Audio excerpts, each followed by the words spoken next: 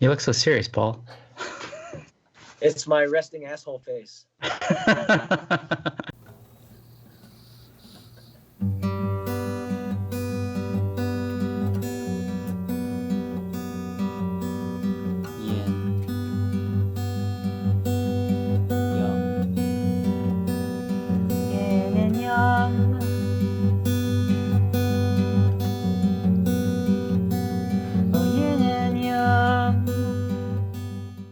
Welcome back to Yin and Yang, the podcast. Yay! Yay! We're here with a very special guest, Paul Yen.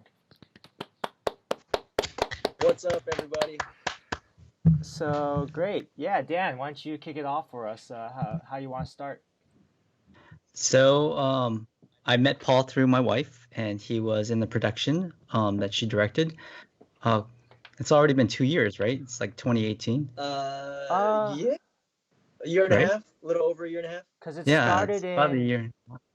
Because you were nominated in 2019, right, Paul? Yeah. Yeah. Okay. For the LADCC Yeah. thing? Yep. I think, yeah. Okay. So, and then that production was like the fall of 2018, or Yes. Right. Yeah. it's about a year and a half. 19. So it's been a little over a year and a half. Yeah. Ish, right? I don't know. Yeah. It feels So,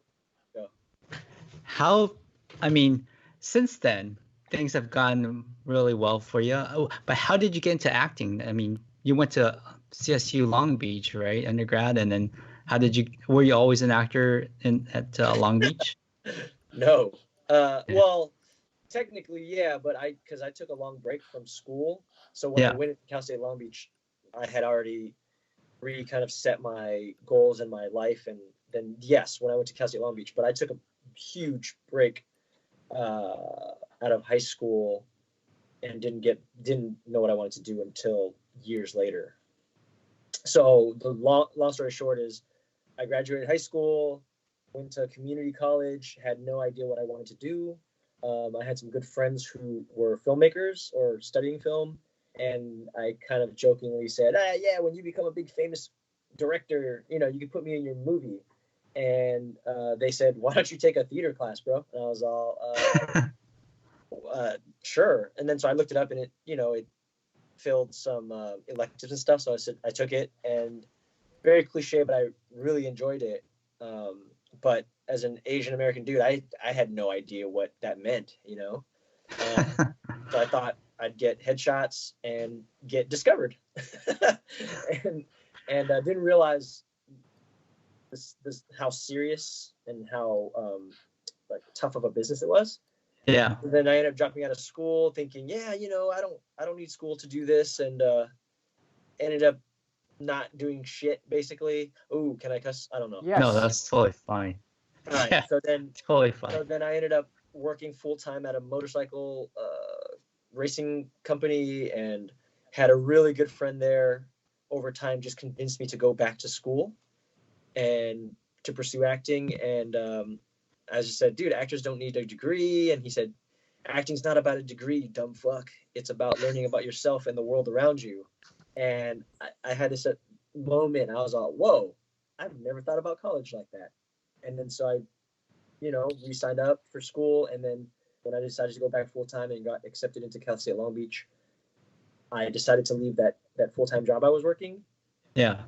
But I also had to talk to myself and say, all right, dude, if you're going to do this, you can't be that naive kid that you were, in community college. So then I went back to school, graduated from Cal State Long Beach in 2010. And then I tried to book anything I could book, do any sort of acting I could do. I was doing theater, short films, student films. And it took me probably 4 years before I booked my first professional credit. So, yeah. Yeah, I saw that you did a 1 hour fantasy girl. Yeah. That was 2009 or 2010? That was filmed in, I think, 07 or 08. Oh, okay. And man, I was so green at that time. I know it sounds like a porno, but it is not. But I get that. I get shit from my friends who see that all the time. But no, I basically improv the audition. It was an improv audition, so I improved it. The director and the producer loved it and cast me in it, but I was so green at the time, man. I was just winging it. But yeah, that was a indie feature that I shot. I was at Cal State Long Beach at that time, going to school full time, and on Fridays, Saturdays, and Sundays, I was driving down to, I don't even know where it's at. It's on the way to Valencia, but then you split from the 5 and you go off on the 14, and they rented some janky hotel way out there. And I remember driving there and shooting on weekends, and then driving home and during the weekend going to school. Wow, like Lancaster or something, or yeah, it was Lancaster-ish. Yeah, that place is far. Jeez, yeah. Yeah. But yeah, when I went back to school, I told myself, or I'm sorry, when I graduated from school, I said, you gotta just do whatever you can to build a reel, to just get work and just build a resume, even if it's projects you don't completely love. I liked the idea of it, but it wasn't. Right. I was so green, man. Yeah. I mean, I just watched like just doing a little bit of research on you. I just watched some clips, and yeah, it looked. I thought it looked pretty solid, your performance, man. So, Thank you. yeah, and so I guess my first introduction to you is I actually watched one of the preview shows for Vietgone, and I thought the one, and I know Dan's wife from way back in she was a grad student. I was an undergrad at the same college as her.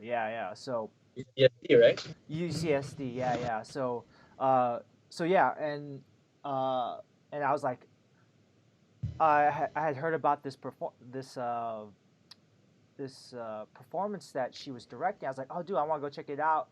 So I went to the preview. I didn't really know too much about the show, except like it's about Vietnamese and Vietnamese Americans. So but going in and coming out, like, yeah, that's a hard hitting show. Yeah, man. Yeah, especially with Jen's direction too, because all the previous iterations of it was very, because the writing's the writing, so you can't change that, and it's fantastic writing. But it's also Quang, who wrote the play. He's got a very specific style. It's very comic book. It's very fun, but crazy and all this good stuff. But then Jen was challenged by East West to take it in a completely different direction, and so our version, I think, was a much more serious tone. The hip hop was much harder hitting, and I think that's why you felt the way you felt. Like it's interesting because there's that crazy fight sequence, right, where like the choreography, the slow motion. I mean, that's interesting because I saw that. I was like, oh, this is very, I don't know, Dan, if you probably seen this, but this is very Jen. Like she that's like her signature thing, having that slow motion fight thing. I saw one of her previous things at Chalk Repertory Theater, and I thought, like, oh, dude, this is like, it's really like in line with her aesthetic, But then, like, yeah, that like you've heard this a lot, I'm assuming, is that last scene, the last scene in Vietgone. Spoiler, when you're talking to your son, right? Yes. Yeah. And I was wondering, just as a fan, I'm just kind of curious into your approach for this character, like particularly like how you balance sort of like the comedy and the dramatic aspect, and maybe speaking a little bit about that last sequence of how you approach that. Yeah. Specifically about that last sequence? Sure. Let's start there. Yeah. Well, Kui himself has said in interviews that he basically interviewed his dad with a recorder and transcribed that almost word for word from what his dad said. Wow. So that's what's really incredible, I think, in the writing, is that he didn't because at the end is when you get levity from the entire show, right? Because the show is so crazy and hectic and fun. And a note, or not a note, but a comment I got a lot from a lot of people was that, yeah, I enjoyed the show, but it wasn't until the end that I thought, oh, now I really understand what this whole journey was, because for the first 3/4 of the show, they're all, okay, this is fun, but where is it going? Right, yeah, yeah. But then you realize at the end that it's all from his memory, and then you get kind of like a fistful of reality at the end. So the comedy comes, I think, in that end scene from his dad's experience as a Vietnam vet. And it's actually not too different from my own father, who has lived this life. You know, he was born in, I think, late 30s. And then so he served in the Vietnam War and has lived this really crazy life, and then, you know, escaped Vietnam to Thailand and all this crazy stuff, and coming to a country where he didn't barely speak the language, and he hit a lot of it. So I think maybe a lot of times he hit it in his humor. He tried to be funny about it and try to ignore telling us stories about it growing up. So I think Qui really captured that, but I think he captured it because his father was maybe also putting on this kind of facade or this wall, right? Until there's that moment when he kind of blows up on the son character. Right, yeah. Right, because he realizes that his son, or not that he realizes, but he just sees that his son doesn't fully understand kind of the drama and all the angst and all the frustration and all the shit that they all went through. You know, he just thought, just like us as Americans growing up here, me included, you know, you watch and you just think, oh, the Vietnam War is just this big mistake. But you forget that there were lives that were destroyed, cultures that were completely destroyed, and basically people had to pick up their shit and go all across the world, right? And so that moment, even though it's funny because the father is trying to not talk about it, I think that's where the humor comes from. Yeah. And plus, I think it helps that after everything that he's gone through, he's presented as this really sexy man, and then all of a sudden you see him in his 60s and he's speaking with broken English. Yeah. And so that also adds to the layer of comedy, which is very genius, right? Because you see him in a certain way, and then at the end you're all, oh man, he's like that dude that comes into the store that I see all the time. But you watch the show and you go, holy shit, you see these men and women as more than just an accent, you know, an old Asian person with an accent, me included, you know. Yeah. So they were young once. They used to get, you know, they used to mess around, get laid, you know, all that's yeah. Right. Did your parents see it? They did see it. And what did they think? Again, man, they're so guarded. I think they were really proud to see me on stage in that type of production, because growing up they didn't take me to plays. You know, you hear about a lot of these actors where they're like, yeah, my parents took me to plays. Take me to plays. So I think they thought it was great to see me on stage. My dad is just still very reserved. He didn't really say much. He just said good job, and you know. No, hey, that's probably like a good job from an Asian parent is like pretty awesome. I would say. Yeah. I know with my mom, she was really happy to see me on stage, but in terms of being able to articulate what they felt, they didn't really go into that. Yeah. Do you speak? Was the audition process pretty hard? I mean, what did you think about when? You had to rap and all that stuff, right? Did you have to rap for the audition? I actually didn't have to. So the initial audition, you were given sides, so you can do 2 sides, or you could do 1 side. And I'm sorry, no, you come in with 2 monologues or 1 monologue and a rap. And then so I came in with prepared 2 monologues. I got to do 1, and then Jen kind of stops me and she's all right, cool. Would you mind reading for Quang? And I was in my mind, I was oh yeah, but I prepared 2. You know, because you're like, you put in all this work, and I'm all, damn, I prepared too. But it was great because she gave me the sides for. I don't even remember if I went in for Quang. I might have gone in for a friend. I don't even remember at this point. But oh no, I did go in for Quang. But anyways, she gave me the sides for Quang, so I went outside, prepped it, went back in, and I did it. And I remember I finished, and I didn't prepare a rap because remember I prepared 2 monologues. So I finished the scene, and then Jen goes, "Great. Did you prepare a rap?" And I was all, "No." But I said, "But I know a song that I tend to do in my car or in the shower, and I could try to spit that for you."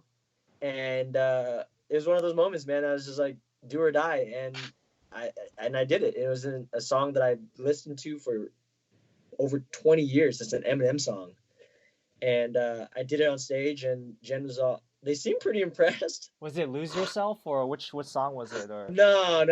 It's I never remember the name of it. It's actually a song he does with D12, I think, but it comes out very freestyle. It goes something like 2 pills I pop to my pupils swell up like 2 pennies. I'm Clint Eastwood in his mid-20s, a young-ass man with a trash can strapped to the back of his ass so the rats can't chew through his last pants. I'm like a mummy at night, fighting with bright lightning, frightening with 5 little white Viking pills, biting them. So then I kept going, and I remember I did that, and then I looked out, and I remember Jen going, she looked at Shami Arash, who was the music director, and they're all, oh, okay. and then Shami gave me some notes, and then I took the notes, and that was it. And then I walked out, and then I ended up getting the callback. And the callback, I went in and read with I think I did 2 reads with 2 people. Yeah. One of them was with Sylvia Quang, who ended up getting the part of Tong.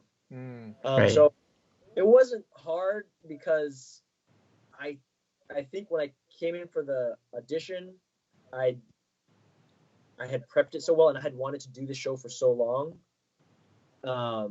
The callback, though, I was pretty nervous, and then Jen sent out this, or she didn't send it out. I wasn't on Facebook, but she posted this incredible, very kind of motivational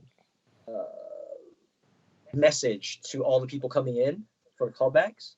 Yeah. And luckily, a friend of mine saw it posted, and she just happened to send it to me the night before I went in for the callback, and I read it, and man, it lit a fire. It lit a fire under my ass, and I was like, you know what? I don't give a shit. I'm gonna take this woman's note. I'm gonna go in and just do my thing, and that's what I did for the callback. Right. The post was Asian men always be sidestepping in through life. They don't. Basically, yeah. Yeah, like we don't really voice our own opinions. We're taught to be quiet. In American society, you know, and right. I believe that's the post you're talking about, right? Or yeah. Yeah, it's the line that stood out to me the most, and I'm paraphrasing, was when she said, "Man, when I told them to take up space, to own their space." Yeah. Instead, she saw something that was so heartbreaking and so beautiful at the same time, and then so when I went in for the audition, I was just like, you know what? I'm gonna fucking take up some space. Take that space, yeah. Take that, yeah. But at the same time, when I went, I also saw 2 actors that I highly respect. And I was all, yeah, I'm not getting this. These 2 guys, they're really well known. I'm not gonna get this. Yeah. One thing that, just going back to that last scene is, so Jen and I both grew up in the Bay Area. I grew up in the South Bay with a lot of Vietnamese Americans, and it's really interesting.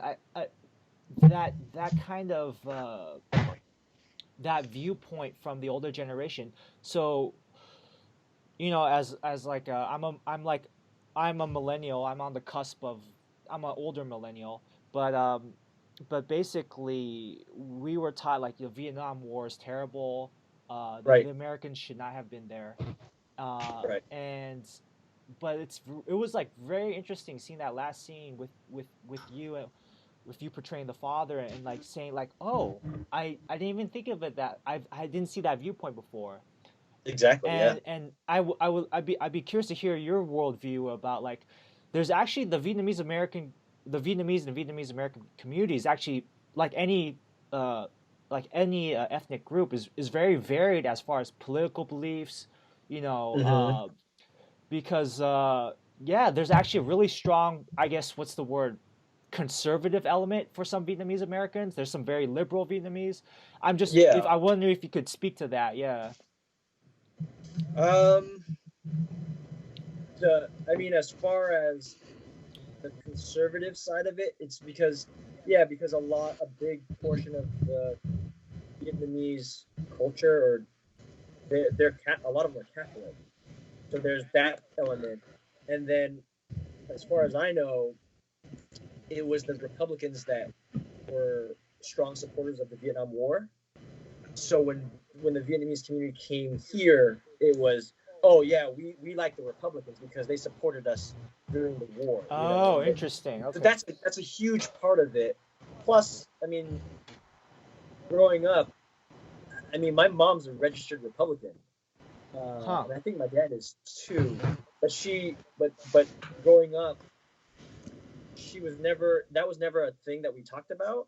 I just remember it was real funny because I didn't get political until later, but I just remember in 2000 that election. I remember her just saying, or when Bush Gore, Yeah. that was pre me being political at all. She just said, "Don't vote for Bush because if you vote for Bush, we're gonna go to war." Right? and then and then of course 9/11 happened and everything, and then we did go to war, Yeah. and then I and then and then so that happened, and then fast forward to 2008, which is when I started getting political. My dad was a big McCain guy, but it's because he fought in the war, and McCain Yeah. was a fighter pilot during the war. Right. So I don't know. They're not even true conservatives because over time, growing up in America here, I think I helped me, my sister, and my younger brother. I think we helped shape their worldview. Mm. So they're registered Republicans, but they voted for Obama in 2012, and my mom loves Obama. And, she hates Trump now, so I don't know. I was helping her fill out her mail-in stuff, and on the thing it said Republican. I was like, oh shit, you're still a registered Republican. But yeah, but to correlate that with the end of the play, yeah, that's the thing, right? Is that even myself growing up with a dad who fought in the war, because I never really heard my dad's perspective, and growing up in America, watching, Platoon, I think it was called Tigerland, Hamburger Hill, Full Metal Jacket. Full Metal Jacket, Apocalypse Now, you just think, oh yeah, the Vietnam War was basically just fought by white dudes Right. against a bunch of communist Asian dudes, right? And it was a big mistake because that's all you ever hear, right? 4th of July with Tom Cruise, you just hear, oh, it's a mistake. It's this terrible thing. Forrest Gump, it was a mistake, right? All these terrible things. And then it wasn't until,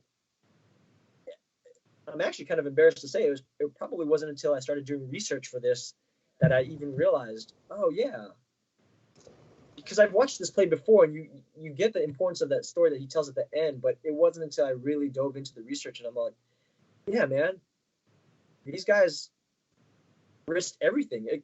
American and Vietnamese soldiers, right? Risked everything. So it wasn't a mistake, not from my dad's eyes. It wasn't a mistake. It was what needed to be done to prevent communism from spreading, right? Yeah. And yeah. And then everything kind of hit home because growing up at my parents' house, my dad always flew. He has he has this flagpole up with the American flag and the Vietnamese flag below it. And I just thought, he fought in the war, so sure. But now it means everything to me, and I understand it so much more. And that's why that scene was my favorite scene out of the whole show. Yeah. I think that's everybody's favorite too. Nah, man, I was like, fuck. I was, laughing and like through the show, and then the last show, I was like, fuck. Am I gonna cry? Oh shit! I might start crying. I'm like, damn. You steeled yourself. You're all, no, I'm not. Yeah. Yeah. Vietgone. After Vietgone, you started booking more jobs, right? I mean. Yeah. So the road up to Vietgone, I had booked in 2014. I booked my first professional credit. Then I was already kind of on a roll. Yeah, As that's far as good. booking one or sometimes two things a year. But coming off of Vietgone, I think there's this kind of subconscious confidence you have. Right. But coming off such a powerful show too, that I was so proud to be a part of. I think, yeah, when I went into auditions, I was all, yeah, I don't really give a shit right now because I just did Vietgone, which is the proudest thing I've done. So these things I'm going in for, I don't really care if I get it or not, especially if it's so that I really don't care about. Because again, that end scene and then kind of reassessing my parents' sacrifices and just the older generation, it kind of just made the auditioning process kind of small to me. Not that I don't enjoy it or respect it. It's just more of, at the end of the day, none of that shit really matters. You go in, you do the work, you go in and you present the scene, and the rest is out of your control. And I think there's obviously a confidence that comes with that, and I think that helped a lot. Not to say that I don't still work really hard and get nervous about it, but it's just more of, at the end of the day, right? I know I did the work. I know I busted my ass, and if I don't get it, I'll mull over it a day or two or three, right? But then pick myself back up and go at the next one, right? Because, yeah, one of my old acting teachers said you can't carry, your mistakes or past auditions into the room with you, because then you're just going to make the same mistakes. It's always looking forward, yeah. So I think that helps coming off of Vietgone, and then since then I've booked a handful of things that have been pretty good. Cool. Yeah. I mean, you're in Little Fires Everywhere. That's pretty awesome, man. Yeah. Congrats. Yeah. That dropped on Tuesday. It dropped early. It dropped on Tuesday, but officially Wednesday. Yeah. Right. There was going to be a premiere, but because of the, COVID-19 scare, I guess, it was right. Yeah. So there was going to be a red carpet premiere. So we're going to get suited up, and I was going to bring my wife with me, and it was going to be super fun. And then it got canceled because of.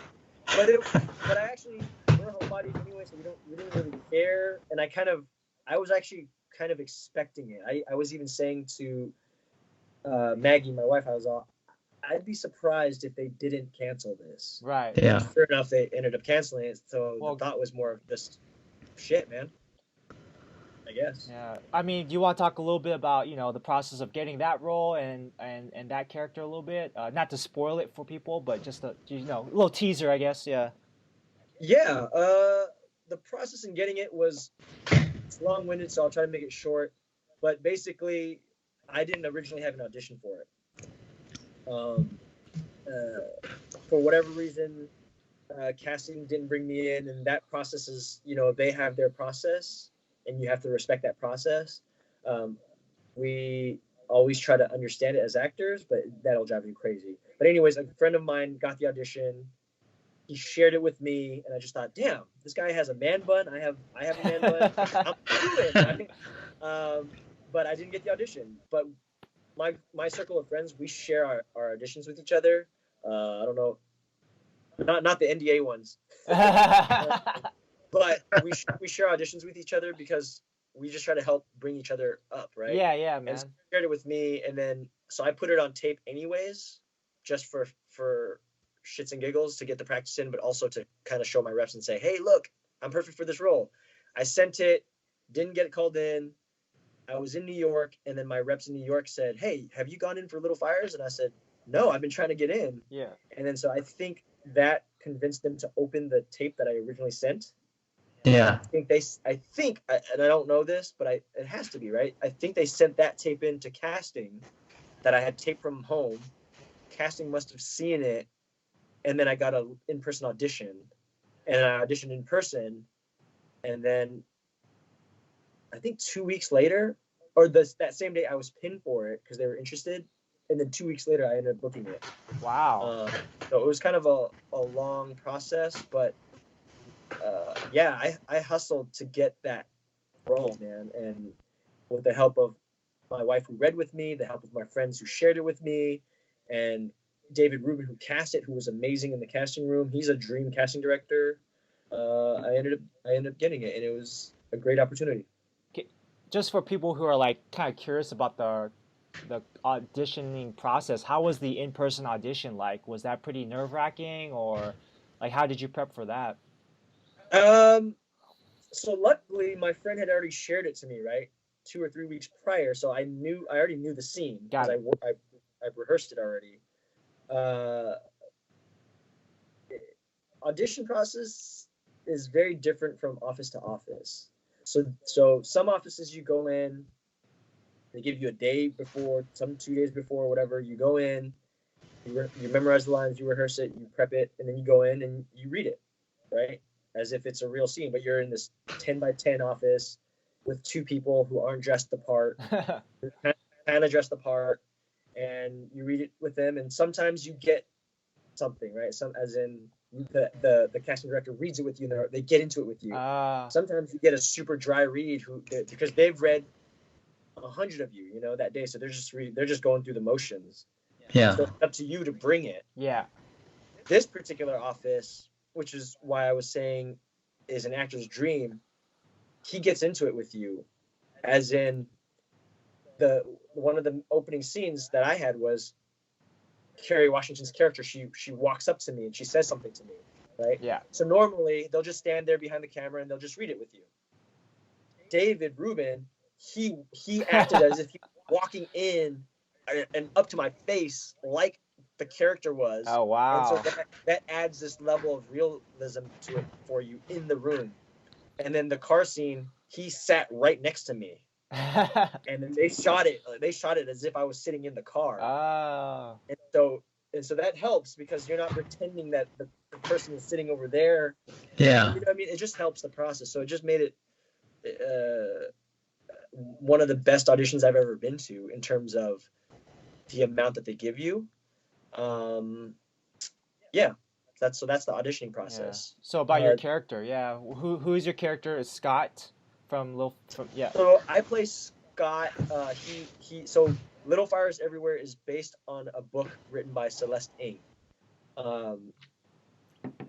Scott is a character that didn't exist in the book. So he was created specifically for the series. And again, I didn't talk with the writer, so I don't know why he was created, but I think he was created to contrast another character that exists in the book. Okay. And so that was really enjoyable because the character, this lawyer character that was written in the book, I was telling Dan earlier, is written how Asian American men aren't typically written, right? As strong, smart, sexy, good-looking men. And he was a lawyer too, and he defended, one of the main plot points in the show. Yeah. So my character Scott is written as the exact opposite of this quote unquote perfect. He's kind of street. He wants to be. Oh, he wants. He thinks he is, and so I thought that was incredible for the writers and the showrunner Liz to write this character, to have 2 Asian men in the show who you don't typically see, right? You typically see Asian men as nerds, asexual, gay, or foreign, right? Yeah. And nothing wrong with any of those, but that's all you ever and martial artists, right? Yeah. Those are the 5 that you typically see us in. So to see us as an all-American lawyer and kind of a seedy, irresponsible son to immigrants. Yeah. It was great. So that's, in a nutshell, that's who Scott is, and I think he was a counter to the lawyer character. The more model minority type guy, I guess, or no, he's not a model minority. He's not a minority. Okay. Yeah. That's what I mean is that he might you might assume that that's what just from those check marks, those boxes. Yeah. Right, but yeah, the writers, all the writers in the writers room, they wrote these really cool, complex characters, and even though I'm not in it a lot, I make these. I've been saying to my friends, you know, they're like, oh my god, they're short and sweet appearances, but they're so interesting because you just don't see us written in that way. Yeah. So the entire Liz and the entire team were amazing. That's great because I think as being Asian American men, I think it's really important for us to see those representations in the media, to be honest. And I mean, I've read an article like that was kind of criticizing Celeste Ng before about, you know, lack of Asian male representation in her work, and so I'm really glad that they actually made the effort to, you know, include your character and the other. That's great to hear. Yeah. Yeah. To be fair to Celeste Ng, I mean, her first book, Everything I Never Told You, that book, the protagonist in that is an Asian American male. Okay. So that's one. Two, in Little Fires, yeah, there isn't many Asian characters in there. In the book, there's the lawyer, and there's mention of Mr. Yang, I believe, who lives in the duplex that Mia Warren lives in. But Mr. Yang is just mentioned, and then the lawyer plays a pretty prominent role. But for them to add the Scott character was great. Yeah. Now, I'm not saying that we need more representation. We definitely, you know, but I was saying to Dan earlier, for us to get bigger roles and for the story to revolve around us, we need to write for ourselves and create for ourselves. Yeah. Because at the end of the day, Little Fires isn't about this Asian dude and his family. It's about the Richardsons, which is, you know, the Richardsons, who the matriarch is played by Reese Witherspoon, and Mia Warren, who is played by Kerry Washington, and then the rest of this cast is supporting them to tell the story. Right. But it was refreshing to read Little Fires and to read about this lawyer who is not written in that, you know, as Asian men aren't typically written in that way. Right. I thought that was great. Now, could there have been more? Yes, I would have loved to see more of that character. And who knows, maybe they'll do a spin-off. But sure, yeah. She definitely wrote positive images, or she presented Asians in a positive image in Little Fires. That's great. Yeah. How was the filming process? That was filmed, I'm assuming, last year or wait, early this? Let me think. Yeah, last year, I guess. Yeah. I don't remember exactly when they start. I want to say production started in June or July. I came in about August. Okay. But the experience was great. For me, it's the highest profile project I've been a part of. So that was great. My favorite part was just seeing Reese Witherspoon and Kerry Washington in their roles as executive producers, man. It's incredible to see two women, you know, talking about taking charge of our own stories. They're taking charge and they're finding stories that they want to tell, and to see them produce and star in it just was an inspiration for me, because then I watched them and how they were working, and I just thought I want to do that for Asian American. Cool. You know what they're doing for women and what Kerry Washington is doing for not only women but African American women, right? Right. So that process, that was cool. I didn't work with Reese that much. I saw her at the table reads, so she's super professional, just on it, man. You could just tell, right? Like, came in prepared. It was really nice. Same for Kerry Washington, professional, treated me really well. She was so incredibly nice and gracious, but busy, you know. Yeah. So you can kind of tell, you know, when she was off with her team, you know to leave them alone. But when she was in it with us, she was super sweet and nice. When there were emotional scenes or very kind of high stakes scenes, you knew to leave her alone because she would be in her space. So I learned a lot in that process too, just in the sense of, as Asian Americans, right? We don't get many of these opportunities. So often when we're on set, at least for me, you just go, "Ooh, I'm just thankful to be here. I just want to. I don't want to step on any toes. I just want to be here and do good work." Yeah. And almost it's the Asian in me, but it's also because I'm not on set all the time. You just want to please people. You just want to Yeah. do a good job, right? But watching Carrie work, I just thought, wow, that's holy shit. That's a professional. You know, she's able to manage the socializing along with the acting, along with the producing, all at once, and that was what I took away the most. To be honest with you, watching her work. Everybody was great. The crew was great. The cast was great. Everybody was really nice.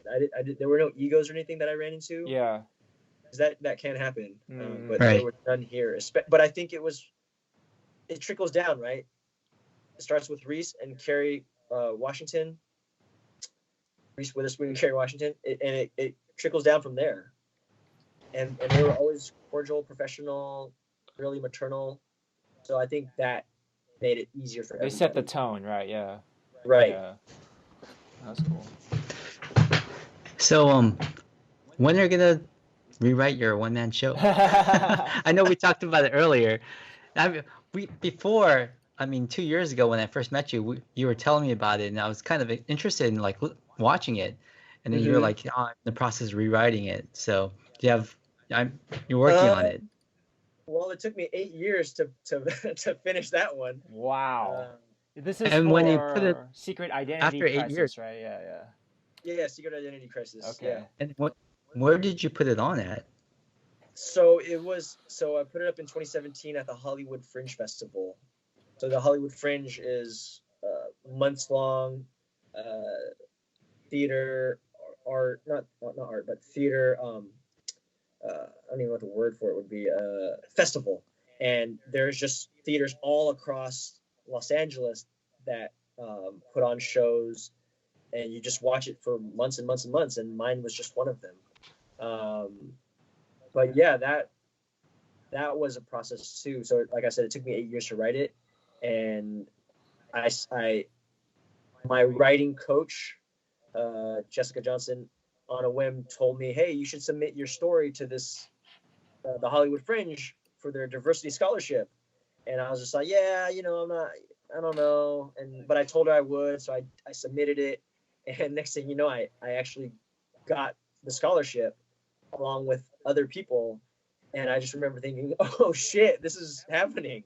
So then all the research that I did in the 8 years, I had to, and all the different storylines that I kind of wanted to tell, I had 2 months basically to compress all that research into a 1 hour one-man show. And my writing coach helped me to fine tune it and to take it down to what it ended up being. And then a good friend of mine, a few good friends of mine helped me also to tell the story better. And and then I ended up putting it up, in 2017. Awesome. So are you so Dan mentioned you're revisiting that work, or are you kind of revising it, or? I'm always I'm always rewriting in my head and formulating how to reapproach it, because the show is called Secret Identity Crisis. If you don't know anything about it, James, it's taking Asian American history to reimagine Batman, Spider-Man, and Superman as Asian American men. Okay. To reimagine their origin stories. Huh. So it's secret identity because they're all superheroes. They all have secret identities. But as Asian American men, they're all dealing with identity crises, right? Ah. So you have Bruce Wang is Batman.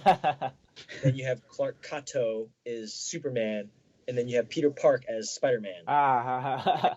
They're each influenced by something that happened in real Asian American history that eventually gets them to become who they are. Ah. So Superman's parents were Japanese internment camp prisoners, right, or internees, and then Batman was named after Bruce Lee and becomes Batman and really dark after Vincent Chin is murdered. Oh wow. And then Peter Park he represents today and the YouTube generation. So this is not really historical, but he wants to be a YouTube star. Sure. And I thought of that shit long before Spider-Man Homecoming, okay? But anyways, I like that so, movie. That's a good one, though. Yeah. But yeah. I did like that one. But yeah, so, but interlaced in that story is my story about how I was influenced as a kid growing up watching G.I. Joe or basically cartoons or shows with white leads, right? So then it's just my journey growing up to who I am today, and then you intermix these superheroes who are also dealing with their identity crises.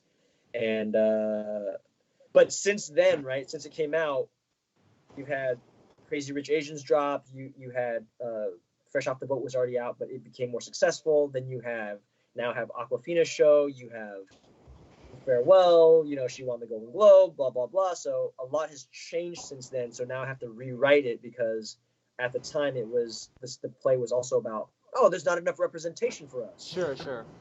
Now it's okay. There's representation, but there needs to be more. Right. Or maybe the quality of the representation or the stories that we want to tell. Maybe we need more of that. Yeah. Right. So during the show, I touch on all of that. I touch on whitewashing Asian characters, things like that. But now it's hopefully changing, so the show also has to transform with it. So it'll retain a lot of its original elements, but it's adding in the new stuff, right? That's happening. Is it available to view anywhere, or it's only like a theater, like you can only see it live? It was only live. I archived it, so the quality of the footage isn't very good, and it was also, I think, recorded during a preview, so it was, there were technical difficulties and stuff. So there's that video. I have it. I just don't share it with anybody because the quality isn't very good. But I have it. Okay. I'm kind of curious, like touching back on your childhood, just maybe to go back a little bit. You're a Southern California native, I saw, and just kind of give us a little bit briefing of like what your childhood was like. You grew up, so you're a second generation Vietnamese American. Mm-hmm. Okay, and you're. I would be confused. I'm second. I was born here. My parents, refugees and immigrated here, so I was born here. So second gen. Yeah, man. I grew up. When you're growing up, you don't. At least for me, I don't know about you guys, but I didn't really question my identity. You just have friends. So I had white friends, Mexican friends. My best friend growing up is a black dude, and he's still my friend we've been best friends for 30 years. Typical Asian family, my parents wanted me to focus on school. Wasn't supposed to have a girlfriend, until I was 32, maybe, I don't know. But so the one-man show hits on that, right? I grew up watching Transformers, He-Man, G.I. Joe. They're classics, man. They're classics, yeah. Classics, right? But at the same time, I grew up watching with my mom. I watched I Love Lucy. I watched Charlie Chaplin. I watched Benny Hill. So those kind of influences were all over the place. But I like sports. I played sports. I had, at one point as a kid, I was all, I'm going to grow up, I'm going to be a baseball player. But I don't even know why I wanted to do that. I just thought maybe it was cool. My dad used to teach. So we'd come home, have homework, and my dad had extra homework for us that he created. What? Just at the basic level, math, adding, subtracting, multiplication, division, shit like that. Yeah. So by the third, fourth grade, my friends thought I was a genius. Just because my dad made me do extra homework. Wow. But we didn't grow up in, most Vietnamese, a lot of the Vietnamese people I know, they grew up in OC or Westminster. Yeah, the enclave, Vietnamese enclave, yeah. We didn't grow up there. We grew up in a city called Norwalk, which was mainly majority Hispanic. Oh. And I actually kind of, thinking back now in retrospect, I actually really appreciated that opportunity because then, not that any of my friends in OC only hang out with Vietnamese, but that's what you're surrounded by, right? Whereas I was surrounded by Latinos, Koreans. Like I said, my best friend was black. I was surrounded by white kids. So I kind of got a little mix of everything growing up. Okay. Huh. So then, when did this so did your identity as a Vietnamese American, when did that come into play? Like more in high school or college? Like when did you start identifying yourself? or you always thought of yourself like, yeah, I'm Vietnamese American, or I'm Asian American, or No, hell no. No. No, it's confusing. It's a really long story, but like I said, I grew up with all different sorts of cultures. There was a kid down the street that was a big Michael Jordan fan. Yeah. So, I remember he wanted the Jordan, I think the Jordan 4s or 5s. That's what they were called at the time. And I was like, yeah, I want that too. And then so I got a pair, but I didn't really watch basketball. I don't even think I thought about being Vietnamese until I was older, because growing up, when you're being made fun of, they kind of just, people who make fun of you, they kind of just compact you into, they're just like, oh, you're Chinese, right? Yeah. It's like, I didn't even have the wherewithal to say, I'm not even Chinese, man. You take offense to it, right? Yeah. And even then, that's kind of like, well, why are you making fun of Chinese in the first place too, right? Like, yeah. But then I ended up growing up watching anime, so then I love Japanese culture. Yeah. But then in high school, I went through this phase where I dated a girl that was from Orange County, and then she went to a predominantly Vietnamese school. So then at that point, I was all, yeah, Vietnamese, I'm Vietnamese, right? But I didn't know any half that shit meant. I still wasn't respecting my parents and what their experience was. It was just kind of, my girlfriend went to a Vietnamese school, so then I found. And she was Vietnamese, I'm guessing, or. She was Vietnamese, and then later on, it wasn't until. Honestly, man, I said it's so immature. It wasn't until that friend of mine, Tom, who convinced me to go back to college, that I really started to kind of come into who I was as a person. And it was like he said, right? College isn't about the degree. It's about learning about yourself and the world around you. And that's when I started to kind of appreciate more. And then I remember thinking, and then I really got into it when I started developing Secret Identity Crisis, because at the time they were casting these white kids to play these Asian kids in The Last Airbender. Right? Oh, but I love Avatar: The Last Airbender. Real talk. Great show. I got into it late. I got into it like way after the series ended, and Same then. Here. But yeah. Anyway, sorry. Continue. Yeah. No, but anyway, so there's always spurts throughout my life of recognizing that I was Asian American, that I was Vietnamese. It's just sporadic, dude. Because for me, anyways, growing up again in Norwalk, I didn't have a lot of Vietnamese friends, so it was just more of trying to identify with others while not really fully understanding who I was. And those were just, as I got older, right? You mature and you develop. You go, oh, I'm not just Asian. I'm specifically Vietnamese. Too. So I don't know. I view myself but now I view myself as Vietnamese, obviously, but Asian American more, because I even though our cultures are all very different, I think it goes back to being called Chinese when I was young, right? Yeah. I feel like we as a community just have so many great things, and I just am so proud to just be Asian in general, because I think at the root of it, we all have kind of similar cultural values and stuff.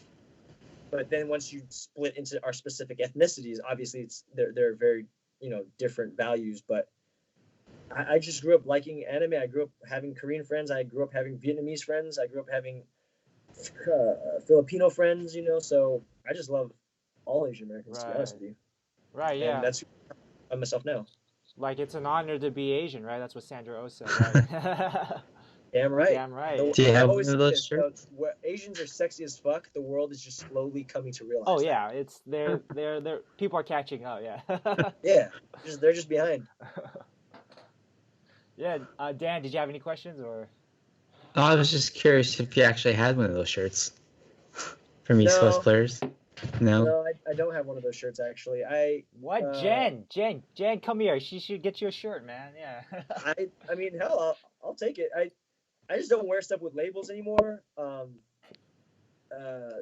Very specific stuff, but I love those shirts. I just don't wear stuff with labels on them. And right. Yeah. So one thing I kind of want to. Well, you were also the voice of Shren in Whitesnake. I saw, and I saw. Yeah.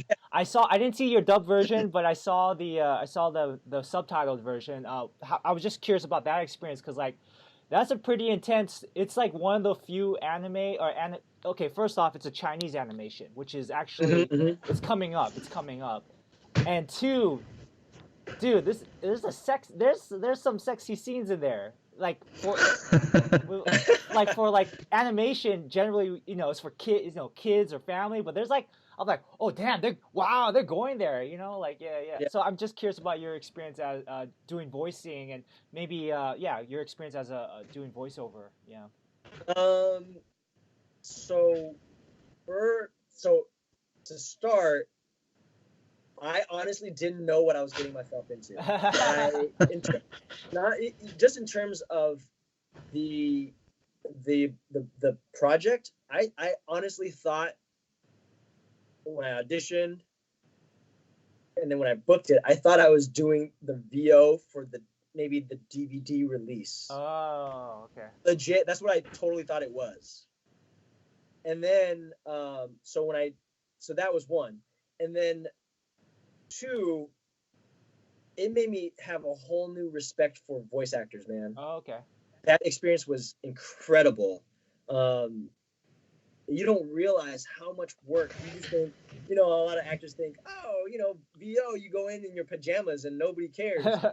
But man, it is so hard. It is so active. I mean, I don't know if you guys ever saw that ADR session, that VO session that Hugh Jackman had for, I want to say Logan, but he's in the sound. You should look it up on YouTube. Okay. But it's the scene where he's running, or no, it's for the Wolverine, the one with Ryan Reynolds. He's running through the forest and stuff, and he's stabbing people. Oh, so he had ADR for that, right? Okay. Yeah. And when you watch him do it, it's incredible. But it's one thing to watch it, or when you watch what's the guy's name that plays Gollum? All these incredible actors, man. All these Andy Serkis. Yes. Yeah. All motion capture actors, right? It's incredible. You watch it, but you don't really fully understand it until you're doing it. I didn't have to do motion capture for it. Yeah. But I kind of came in again thinking, oh, it's for the DVD release. I booked this, I got this. So I go in and I'd say a line, So I think one of the first scenes I did was the scene when this cart comes crashing down, and I think I catch plates and things like that. So I'm just kind of casually going, oh, hey, hey, right? She's like, no, bro. Stephanie, who handled all the recording, and she basically directed my whole session, all my sessions. Stephanie Shea, right? Yeah. Shea, yeah. Yeah, Taiwanese American voice actress. Yeah. Yeah, she's great, man. She was really sweet, really great to work with. But she's all okay, cool for a first take, but let's go back. And by the end of it, you realize how active you have to be in the whole process. I'm talking about if he's running and jumping the wall, you're confined in this 4x4, maybe 5x5 space with a microphone right here, and you got to do all that shit. You got to pretend like you're fucking pushing open the door, but then how heavy is the door? How all that shit. And she was there guiding me the whole way, and every session I walked out of, I was sweating and I was tired and I was done. Yeah. So it gave me a whole new respect for voice actors. I've always respected them. Yeah. But on a more generic level, But then doing that little. So, anyways, by the end of it, I finished it. Walked away, got paid for it, whatever. It was a great experience. Stephanie was awesome. And then next thing you know, she texts me. She goes, "Hey, there's this premiere for it, and do you want to attend it? Do you want to go to this thing?" And then when it was released on IMDb, just the info. Yeah. I was like, "What? $60 million opening? What? What's going on?" And then I realized, oh, there was a dubbed release, and then there was a subtitled release. But I was completely clueless on how big of a budget it was. I just remember when I stepped into the booth and I saw the video. At first, I was like, "Damn, this looks great." Yeah. But again, I thought I was recording it just for the DVD release. Right. Can you talk about your character just real quick for people who don't know the movie or Yeah, so Shren, he's this kind of happy-go-lucky dude who is kind of like this. How do you say? I didn't get to watch the whole thing when I first recorded it. Got it, yeah. But basically, he's this dude that falls in love with this woman who also happens to be the White Snake. Right. And he just goes along for the ride. While I was recording it, I was all, damn, this is really, really sexual. There's a lot of sexual innuendos in there. And I just remember, because again, when I'm recording, you got to understand that I'm only recording my stuff. So at the time I had zero context of what is going on in the overall story. So you're not right? Playing off another actor or any other voice artist? No. Oh, gotcha. No, it was already pre-recorded stuff, and a lot of it was me hearing the female character, the female love interest was named, I think they named her Bianca, if I remember correctly. Yeah, Bianca Bianca. Yeah. I often heard the Chinese voice actress, so I would be reading the subtitles. Oh. And then I would react and act in VO in English. Gotcha. So it was a lot of that, but then there were snippets, right? So there should be all of these out of context scenes, and we would jump from one scene from the beginning, or maybe the end, or we jump to the middle. So I saw it in all sorts of parts of, not all sorts of, but different parts of the story, completely out of context. I saw the trailer and dubbed version. I was like, oh, dude, yeah, you guys, like all the English voice actors, I thought did a good job, dude. It was like, it matched real well, man. Yeah. Thanks, dude. Yeah. So yeah, things like that are cool because I guess ignorance is bliss. I don't know if I would have been different if I came into it knowing that it was this multi-million-dollar budget project from China. Right. It's that one and Nei Zha. I think those were like the two biggest Chinese animation films coming out of China that year, and yeah, no, that's crazy. That's great that you were a part of one of them. Yeah, with the White Snake. Yeah. Yeah. So how are you holding up in the COVID-19 thing? Yeah. I mean, you're hanging out at home. How's self-quarantine? Yeah. It's been going pretty well, actually. My wife and I were homebodies, so it's not really that different, except you don't get to go hang out with people whenever. So normally when we're home, we're all, I miss my sister, I'm gonna go hang out with my sister. I miss my brother, I'm gonna go hang out with my brother or my friends. Now you're all, ooh, I probably shouldn't. But oftentimes when we go, we kind of want to be home anyways. So we're just all, yeah, this is kind of nice. We've been binge watching a lot of stuff, catching up on a lot of shows that we've either been meaning to watch or never finished. It's just important, I just think it's important to stay home and not help spread this thing. And so, we just go to the market whenever we need to go to the market. We don't over buy anything. We're not trying to stock up on shit. Yeah.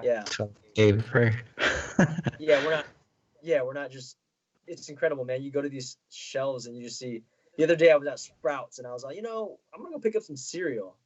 And Maggie's all, yeah, go pick up some cereal. And I get there and nothing is there. Oh, jeez. Single box of cereal. I was like, it wasn't even, I was just thinking, fuck, people who need it can't get it. Yeah. But two, fuck, man, I couldn't get those puffins that I wanted. But I only wanted one box. Is it just you and your wife in the home? And our dog, Soda Pop. Oh, okay, cool. Yeah. Supposedly dogs are okay. I don't think they're not sure yet. They're not sure if dogs can catch it yet. Yeah, they're. Dan, have you heard any research yet, or? I haven't heard anything about dogs. I don't know if they're too sure of anything, man. Yeah, it's just a big show right now. Well, one thing I heard recently is like you lose a sense of smell and taste. Oh, really? Yeah. So dry cough, high fever, and then aches, obviously like any other flu, but you lose a sense of smell and sense of taste. Cool. Nope, I'm still smelling stuff. So I think, okay. I think I don't know if I'm paranoid, but I think I already got it. Like What? I think I got it in like end of January already, cause I had the I think I had the flu. I had the flu like around New Year's, and then I caught something else like a few weeks later. I was like, damn, I'm sick again, but it was like I was coughing hard, and now there's research saying that maybe COVID-19 has been around longer than we thought, and that Anyways, I don't want to say anything on nothing's too sure yet. We'll see what happens after this podcast is released and. God damn Well, it. I wouldn't be surprised if I have it already. I went through the same thing with you in January, but I'm the worst sick person you'll ever meet in your life. Oh, you get sick multiple times. Yes, and then for weeks at a time. Oh, I'll be sick for 2-3 weeks. I'm terrible. Oh man, so you gotta be extra careful, man. You gotta be extra careful, yeah. I just had two things, and then maybe we'll just wrap it up. One thing I wanted to talk about was kind of like your acting process. I know each actor is different, each show is different, but like just kind of like I'm always very interested in hearing about craft, right? I myself I started as an actor in high school, and I did some acting. I minored in theater in college, and Jen actually directed me in one of my first theater shows at UCSD. And now I'm doing more of the writing and directing. So I guess as it sounds like you also want to do more writing and directing and as well as acting. But I'm a little bit curious about your craft as an actor. How do you approach roles? Do you go really deep on research, or it depends on the role? Just kind of like your craft, yeah. Yeah, it depends on the role. So, like I said, when I first started and I did 1 Hour Fantasy Girl, I did research in what I thought. So I played a musical producer, like an independent amateur musical producer. So I read up on it, but I didn't go. I didn't have the luxury of going and finding an actual musical producer. I guess I could have, but like I said, I was green. So I've come a long way since then. But now, I've come to realize that it depends on the role. So for something like Vietgone, I interviewed my dad. I talked to my dad. I questioned I read, books. I watched that great Ken Burns documentary. But it was Vietnam, interviewing my dad. But at the same time, I realized that as a Vietnamese American, there's an acting coach named Larry Moss who talks about blood memory, right? Being Vietnamese, it's in my blood. So for Vietgone, I did the research, I did the interviews, I allowed the blood memory to be there. But once all that's done and the show's there, or the rehearsal process starts, bring all that, but at the same time, you gotta kind of let it go, because then you're put into a room with all the other actors, right? Then you have a phenomenal director like Jen, who also shapes it, right? So I'm not sitting there going, well, my dad would have said it like this. It's who am I as a person? What did I gain from all this research? And how, you know what I mean? And then I'm going to bring that to who I think this character Quang is. And then I have a director who helps shape it. But then you can play stuff like, we'll use Little Fires Everywhere, right? I knew guys like that growing up. I knew guys who were, I'm not trying to give anything away for your audience, but I knew guys who were like this dude. And so I drew from my memory of who they were, right? And I try to layer that into the character. But then once you get on set, you're playing off the other actor, the other actress, Kerry Washington, yeah, that's great. Right, who's obviously really experienced, who's a great actress. So you kind of got to drop all that and just listen, be present, and play, right? And then the director will give you notes. You love things, and then I brought, I think when you're prepared in that way, then you can bring ideas to it. So, for example, there were certain, there's certain. You're a writer director, right? Yeah. There are certain things written on the page, but what we're paid to do is to bring like these new ideas, these nuances of the character. So I did these things that came naturally to me during the shooting process. Yeah. But I don't think they would have came to me if I hadn't done the research into thinking about the guys that I knew who were like this. So, for example, there was this one scene. So the character, this doesn't give anything away, but he's the character I play, Scott. He's this very aggressive, wannabe ladies' man dude, right? Sure, yeah. And so he basically hits on Kerry Washington's character. So there's this one scene. It was a really small scene. I walk out and I give her paycheck, right? But in my research, right, I know guys who are like this, like who can't take no for an answer. Right? They clearly are not interested in me. But the way it's written, right, I continue to hit on her. So what I did was, I give her the check, right? Yeah. And it's just written in there that I give her the check and I walk off. Yeah. But instinctually, I did this thing where I handed her the check, yeah. and when she grabs it, I didn't give it to her. Oh, okay. You know what I mean? And then I add kind of like this douchey kind of like, you know? Yeah, yeah. Which will lead on to other things in later episodes. Oh, okay, okay. So in the research, right, you got to be able to let that all go and allow for these natural things to happen, to play. And Carrie loved that idea. I remember her saying to me, she's like, I love that. Ah. Right? So it's, I don't know, man. I'm of the school of, it just depends on what the role is. You know, for something like that, I know guys like that. I don't need to interview guys like that. Right. I grew up seeing that, and I remember thinking, damn, I wish I was like that. Now, as I'm older, I'm going, damn, I'm not like that. Yeah. You know, so there was not a lot of research. It was just more of prepping, like, who is this guy? Why does he not take no for an answer? Who were his parents, right? Growing up in this Chinese family, running your parents' restaurant, right? Yeah. Selling drugs on the side, whatever. What led him to that? Yeah.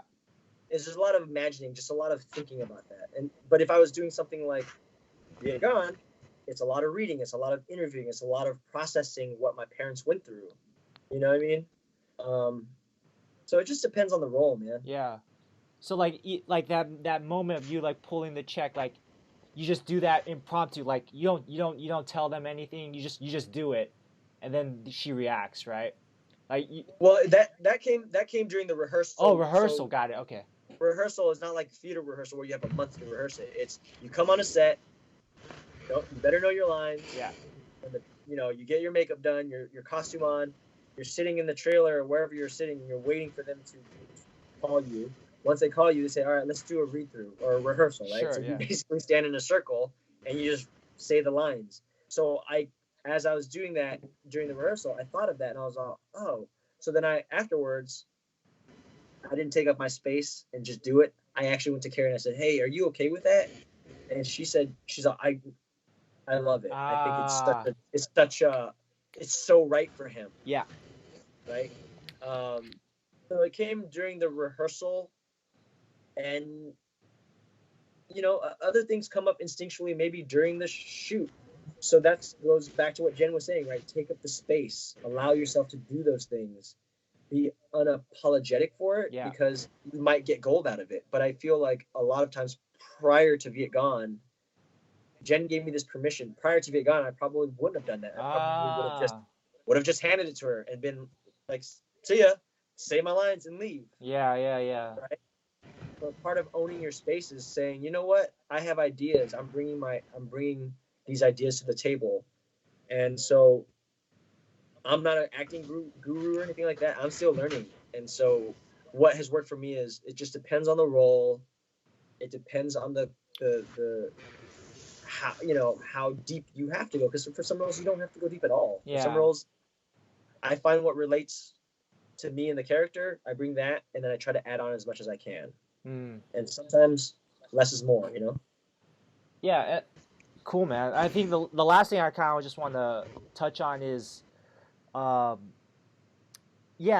like for Asian men, taking up space and standing up for ourselves. And I think now, especially in this time with, the president calling it, a Chinese virus and stuff like that. Um, I'm just kind of curious about your kind of political. You mentioned becoming more politically aware fairly recently. Yeah, Mm-hmm. what's your take on the current, like, the climate, current situation, and and when you talk a little bit about your political awakening, what kind of views you stand for and where you're at right now? Yeah. I am a flaming liberal.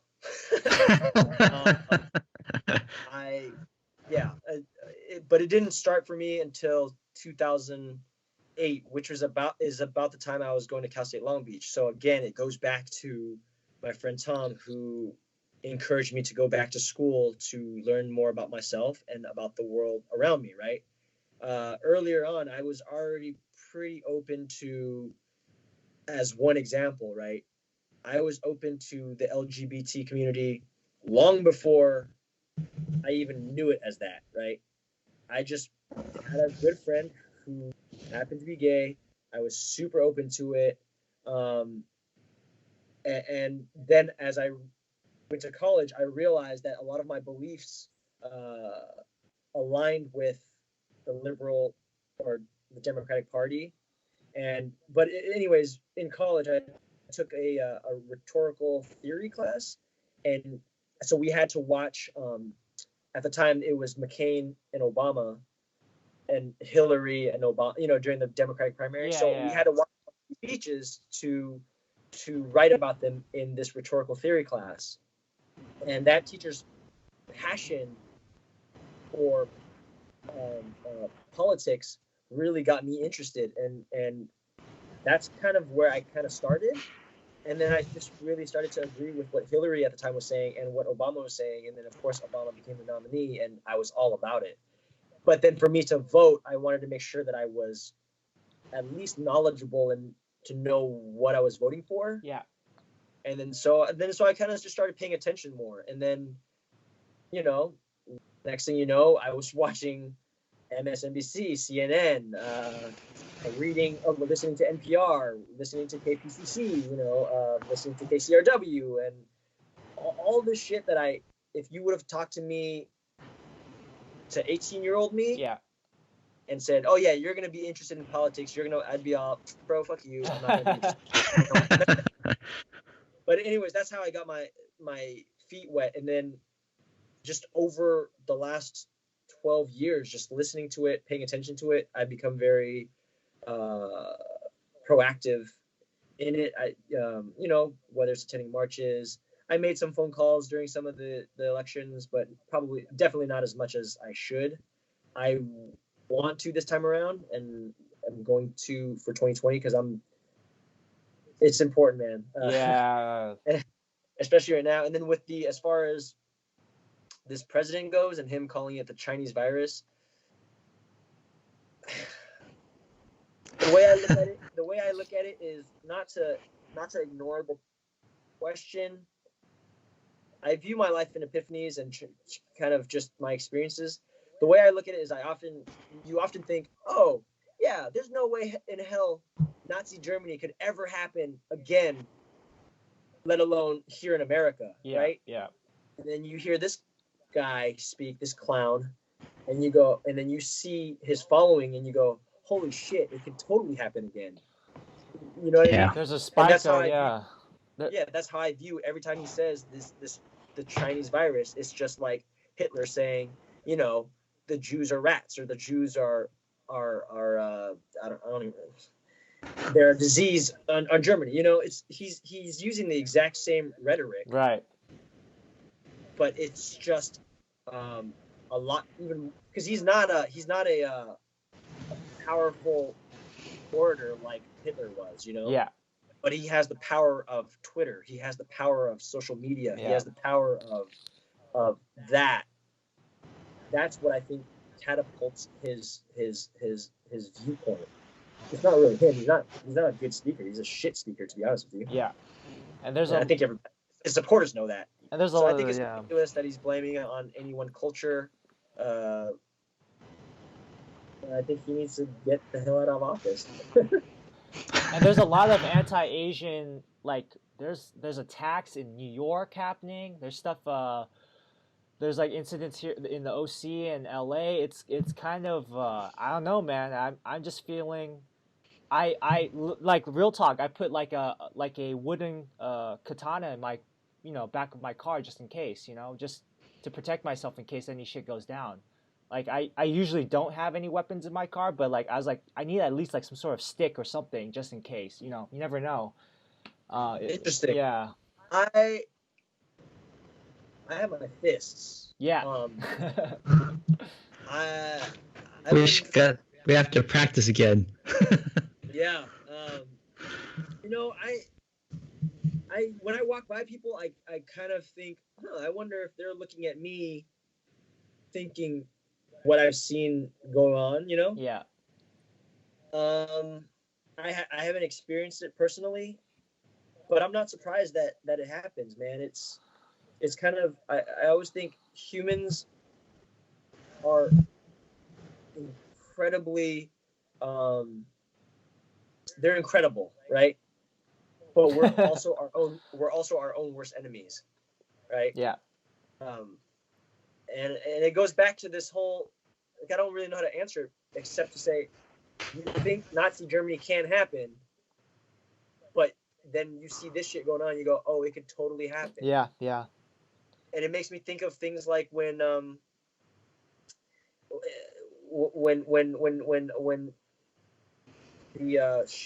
during the civil rights, when schools were getting integrated, right? Yeah.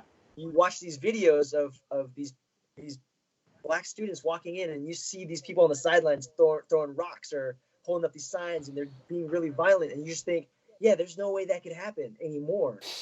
And then it's happening now, and you just go, it's incredible how much we haven't learned. Yeah, man. You know what I mean? Or how much we excuse what we do to justify what we're doing, right? Yeah. And I say we, not like we're doing it, but or even right now with COVID-19, right? People running to the supermarket and just buying up every fucking thing, and not, or people going, yeah, I don't give a shit. I'm just gonna go party down in Florida for spring break anyways because I don't give a shit, right? Because I can, right?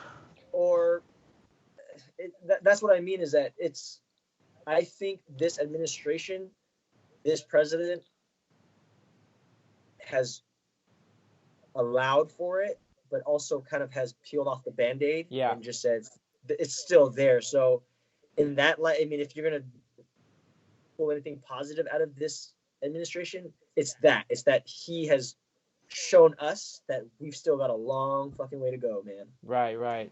Like that underlying racism was already there, and he's kind of like peeled off the lid. Yeah. Yep. He's just said, yep, it's always been there. I'm going to use that.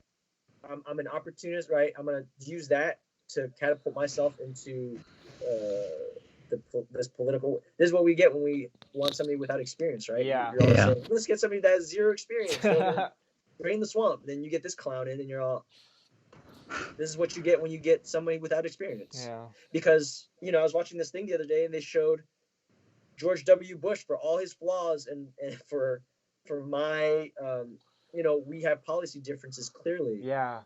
But when you watch him talk after the 9/11 attacks, right, you go, okay, we have policy differences, right? Yeah. But at the same time, I didn't think he was a malicious or evil person, right? Like this guy. And then they showed Obama after he, first came to office, and he spoke about the recession. Yeah. And then they contrasted that with Trump now with COVID-19, and he's attacking, reporters. Everybody. Yeah. Okay, dude. Yeah.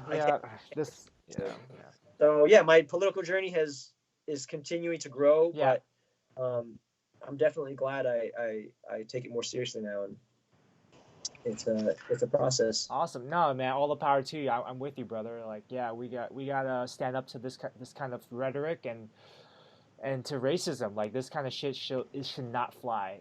It does not fly. Yeah, and I think in this day and age now, with Twitter, Instagram, and tie it all in, right? Crazy Rich Asians and us seeing ourselves represented. Yeah.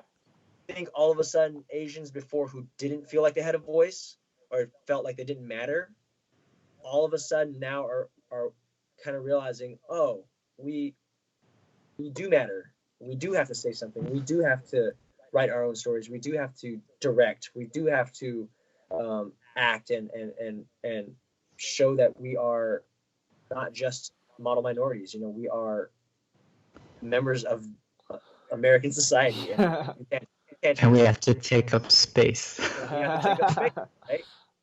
So yeah, full circle. Full circle. Full circle. Cool, man. Dan, you have anything else or? No, I don't think so. I don't want to take up too much of Paul's time. Oh, this is fun, man. This is cool. Hey, what shows are you watching? What's the top show that you guys watched recently? Little Fires Everywhere. Available on Hulu. Hey, no, we watch. I hate this question because when you put me on the spot. So on Netflix, we watched. Currently watching Giri Haji. Caught up on Maggie. What shows are we watching? Shoot. Well, I was in Atlanta, and it allowed me to catch up on when I was shooting in Atlanta. I watched the second season of the Netflix Formula One documentary. Okay. Oh. Shit, what is it called? It's about F1.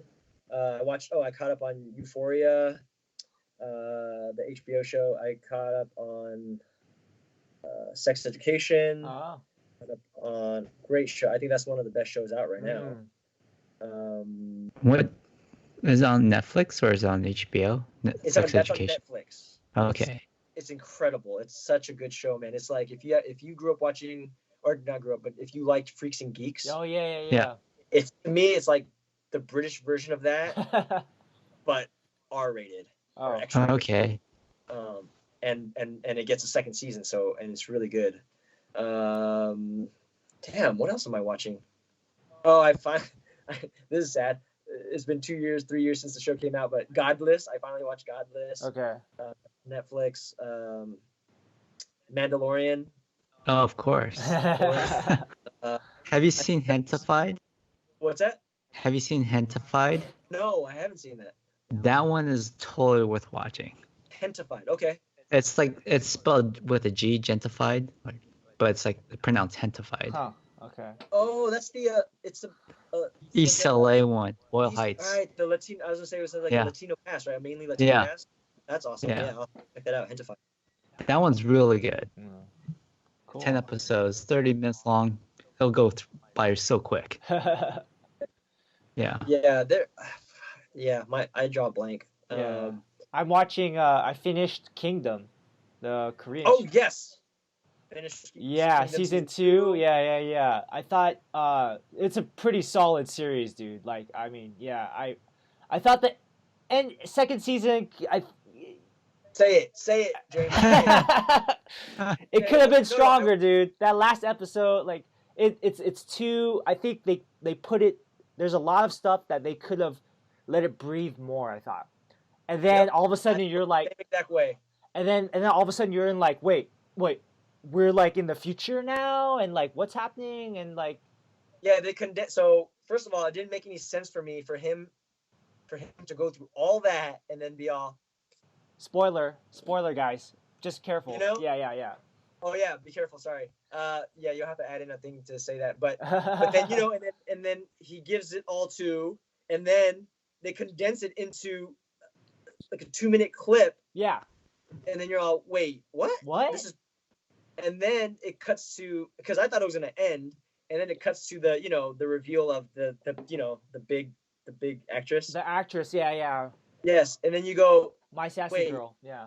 They could have the third season could have been all of that. Exactly.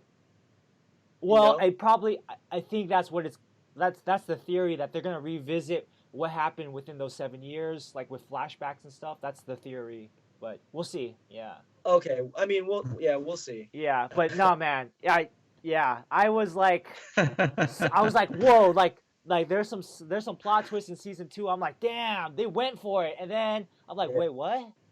I'm like, oh well. Anyways, cool. I guess our last section. Dan, what about you? What were you watching, real quick? Yeah. Well, Hentified was it, and then someone recommended On My Block, but I've just started watching it. I don't feel as strongly as Can you Hentai. get into it? So Okay, Hentai.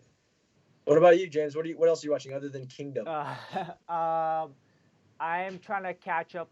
I'm rewatching Avatar: The Last Airbender, the series, and I'm watching it with the commentary. So I'm just kind of revisiting the special features. Yeah, just listening to the creators and their thought process. You know, so I got. Well, they're doing a live action series. Yeah, you should get in on that, bro. Yeah. I mean, I don't know who I'd play. Maybe one of the. I don't know. Yeah, because they're But supposed to be kids, would right? love Yeah, to. yeah. I would love to get on that. Dude, I mean, anything like that is awesome. freaking Dude. But, Zuko, fucking one of the best character arcs in any fucking anything. One of the best character arcs ever. Yeah. I think I'd be a great Zuko, but I think I'm a little old to play Zuko. Right, yeah. Well, I mean, we'll see. I know they're consulting with Dante Bosco about the series and the characters, so that's good. Yeah. So there's that, and then just trying to. I'm just working on personal projects and stuff, catching up on that. I should clean my room, stuff. Marie Kondo, some Marie Kondo stuff. Cool. All right, so this last section is called Language Corner. Basically, it's a section for our listeners where we teach a little bit of a language, either another language that we speak or that we're learning, or a neat phrase that we've learned. So I'll start off. There's a Taiwanese phrase. I'm Taiwanese American, and if I'm doing something that I'm not supposed to be doing, or I'm doing something I shouldn't be doing, my dad or my mom would be like, "My anea, my anea." So it's like kind of like my Annie, but like more like my ane. So my anea. So it's like my ane, and it's like don't be doing that. Like so someone's saying, hey, this is the Chinese virus. You say my anea. Don't be like that. Like my ane. Dan, you have anything or?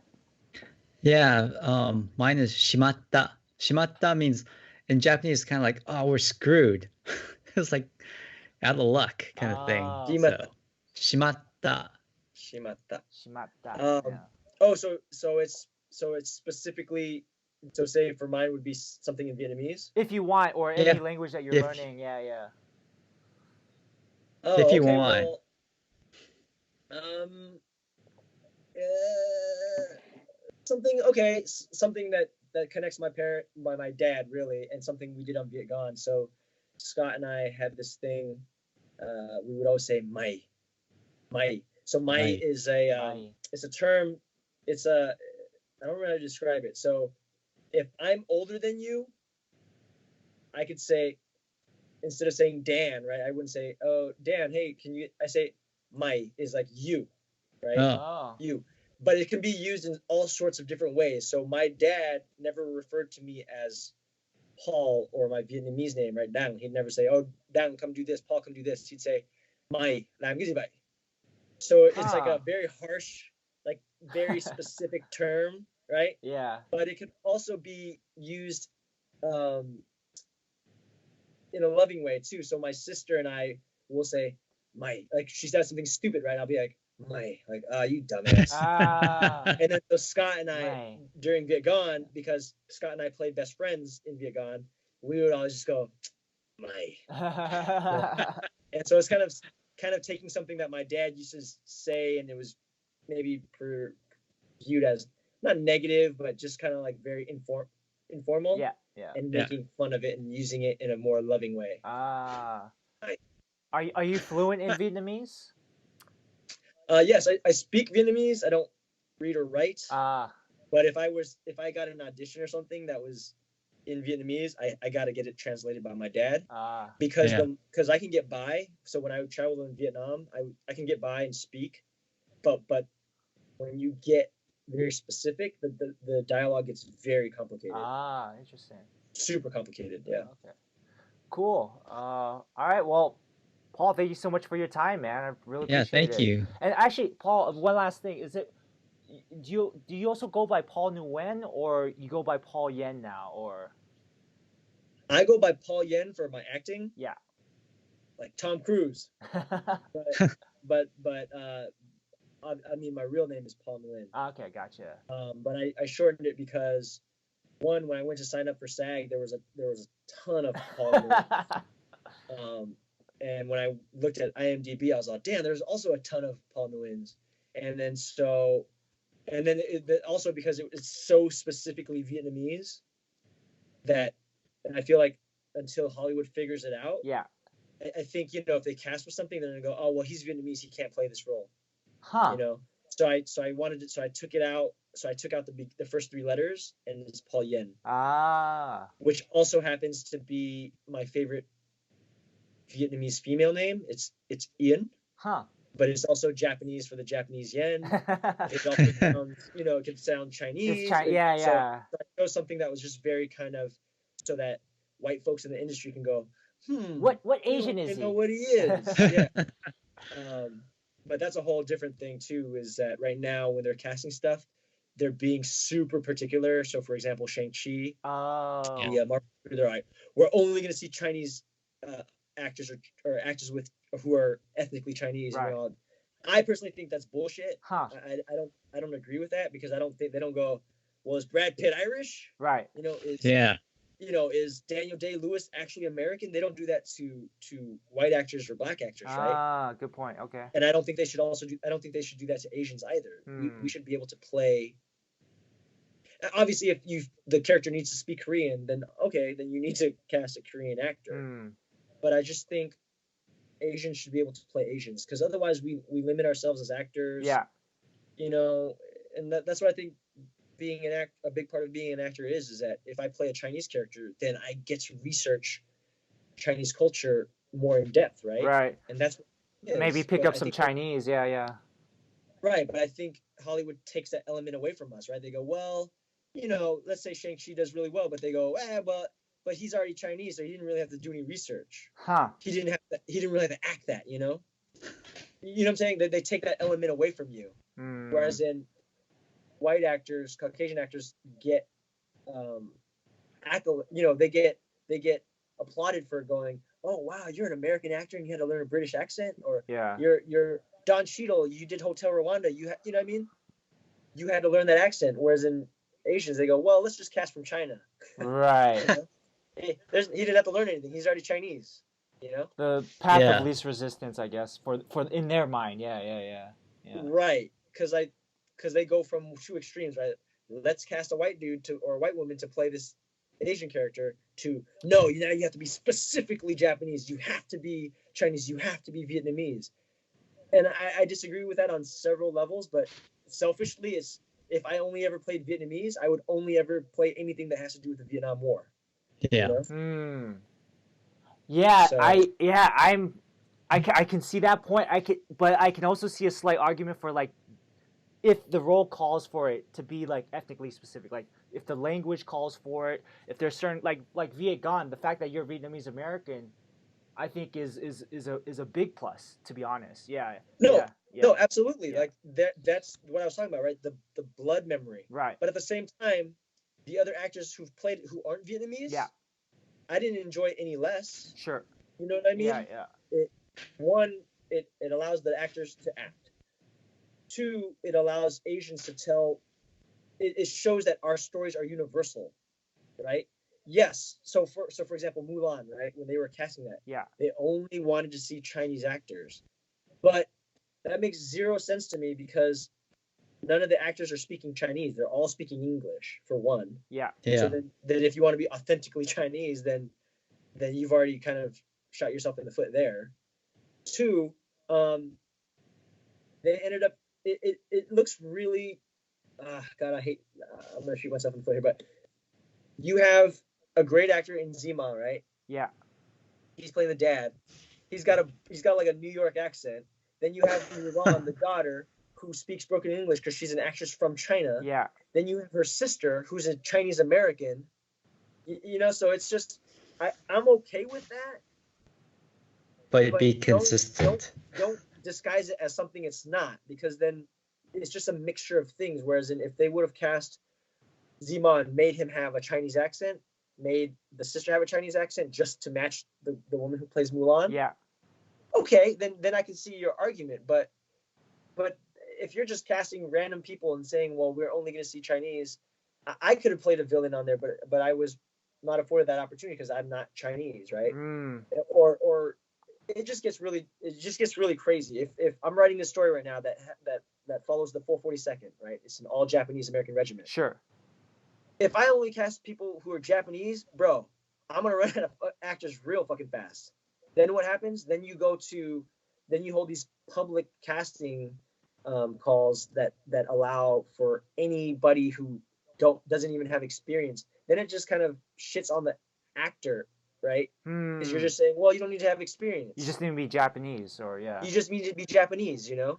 Then it gets really convoluted and complicated. Right. But I think we should be afforded the opportunities that other actors are afforded, which is to play within our Asian culture. Right. Just don't cast a white person in the 442nd. Right. Because again, that's where the acting comes from, right? That's on the actor to do the research and to be meticulous about learning about who they're playing. Right? Yeah, I feel you. Where, yeah. you know what I'm saying? So obviously if you cast a character that is supposed to speak Korean, yes, by all means, please cast an actor who speaks Korean who is more than likely going to be Korean.